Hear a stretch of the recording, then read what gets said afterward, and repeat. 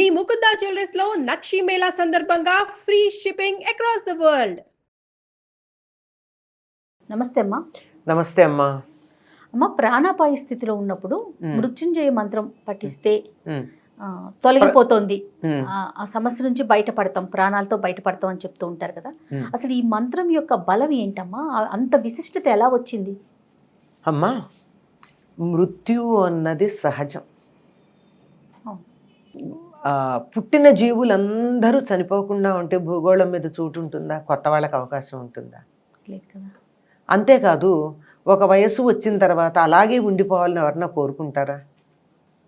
ఉదాహరణకి నా వయసు వచ్చింది, ఈ ముడతలు పడిన చర్మము, తెల్లబడిన జుట్టు, కళ్ళకి జోడు, ఈ రూపంతో శాశ్వతంగా ఉండాలని ఎవరు కోరుకుంటారమ్మా?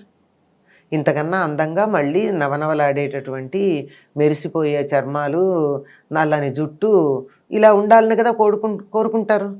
అంచేత ఈ మార్పు సహజం. అయితే ఇది సహజంగా ఉండేటటువంటి అసహజంగా జరిగినప్పుడు దానిని తప్పించాల్సినటువంటి అవసరం ఉంది. అంటే మృత్యు అంటే మార్పు మాత్రమే, అంతకన్నా మరొకటి ఏం లేదు.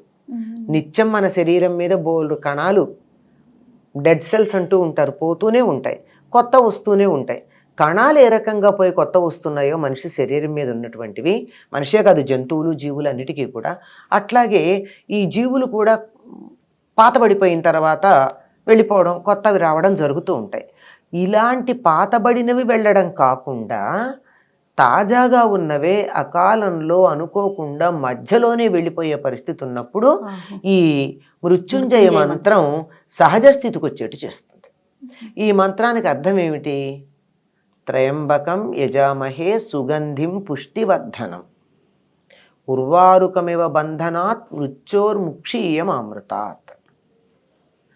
నన్ను మృత్యువు నుండి ఎట్లా రక్షిస్తావంటే, విడదీస్తావంటే, దోసపండు దోసపాదు నుండి ఎంతగా దానికే తెలియకుండా తొడిమ నుండి విడిపడుతుందో అంత తేలికగా నాకు మృత్యువు రావాలి అని అర్థం.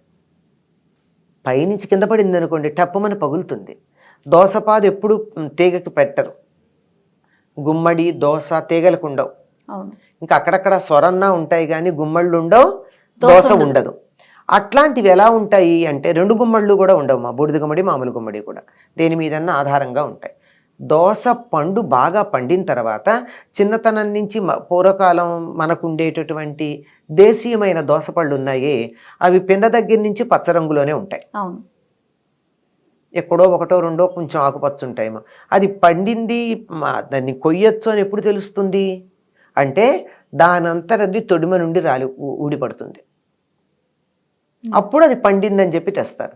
అట్లా తెచ్చినటువంటి దోసపండు సంవత్సరం నిలవ ఉంటుందమ్మా, పాడవకుండా, ఫ్రిడ్జ్లో ఇవి అక్కర్లేదు. ఆ విధంగా ఆ పాదుకే తెలియదు ఒక పండు రాలిందని, పండుకే తెలియదు చెట్టు నుంచి వేరయ్యామని. అంత తేలికగా, అంత సహజంగా దోసపాదు నుండి దోసపండు ఏ రకంగా విడివడి ఇవతలకు వచ్చిందో అట్లా నన్ను మృత్యోహ ముక్షీయ, మృత్యువు నుండి నాకు మోక్షం కల్పించు అని అడగడం. అంటే అకాలమైనటువంటి మరణం కాక మానవుడు ఆయుర్దాయం 120 ఏళ్ళు కలియుగంలో.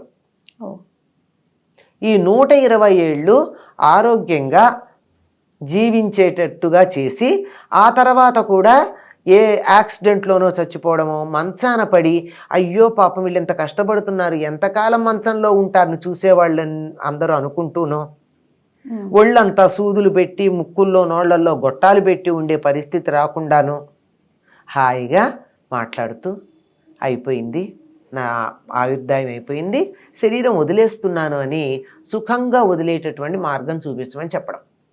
ఆ మంత్రానికి అర్థం అది. ఎవరిని ఇలాంటి చూపించమని అడుగుతున్నాను నేను? త్రయంబకుణ్ణి అడుగుతున్నా. 3 కళ్ళున్నవాడు. 3 కళ్ళున్నవాడు ఎవడు? శివుడు. శివుణ్ణి ఎందుకు ప్రార్థిస్తున్నాము? లయకారకుడు ఆయనే, పట్టుకెళ్ళేవాడు ఆయన. వస్తాను నాన్న, తొందర ఏం లేదు, సమయానికి తీసుకెళ్ళు, నన్ను బంధించి సంకెళ్ళు వేసి లాక్కుని ఈడ్చుకుని కాదు, సమయం వచ్చినప్పుడు హాయిగా తీసుకెళ్ళు నన్ను అని చెప్పి తీసుకెళ్ళి ఆయన్ని ప్రార్థిస్తున్నాను. త్రయంబకం యజామహే సుగంధిం పుష్టివర్ధనం, మంచి సుగంధాలు కలిగి పుష్టి కలిగించేటటువంటి వాడు ఆయన. ఉర్వారుకమివ బంధనాత్. ఉర్వారుకం అంటే దోసపండు. దానిలాగా బంధాల నుంచి నన్ను ముక్షీయ, నాకు విడుదల కలిగించు. ఈ సంసార బంధాల నుంచి ఎంతమంది అండి చాలా బాధపడతారు. చనిపోయేటప్పుడు ఇంకా బతకాలని ఉంటుంది, పిల్లల మీద, మనవాళ్ళ మీద, మనవరాళ్ళ మీద, ఆస్తి మీద, ఆఖరికి పెంపుడు కుక్కల మీద కూడా మమకారం ఉండి ఎంత కష్టపడతాడటంటే జీవుడు శరీరంలోంచి వెళ్ళేటప్పుడు నరకయాతను అనుభవిస్తాడట.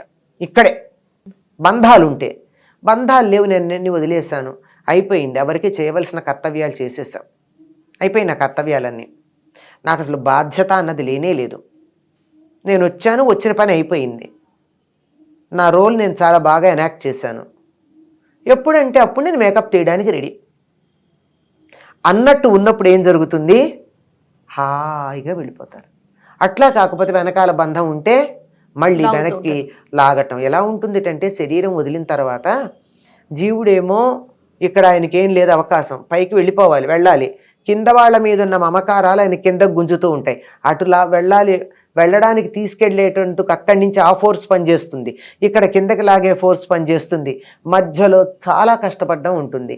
కనుక కింద ఫోర్స్ లేకుండా చేసుకుంటే హాయిగా ఎట్లాగో వెళ్ళాలి కదా, తప్పదు కదా. ఇక్కడ అయిపోయింది, పాస్పోర్ట్ వీసా ఎక్స్పైర్ అయిపోయింది, వెళ్ళిపోవాల్సిందే.